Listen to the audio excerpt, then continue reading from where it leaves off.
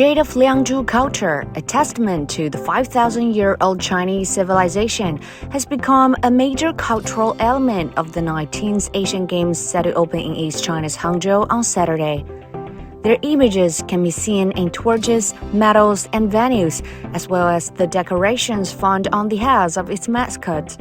Yutong, or Jade Song, is the earliest cosmological model in Chinese civilization. It demonstrates the ancient Liangzhu people's understanding of the universe. 越是民族的，越是世界的，就是你要很好的把杭州的一些文化的元素融进亚运会里面，这样的话，你这个亚运会才会有比较自己的特色，才能会让你的这个亚运会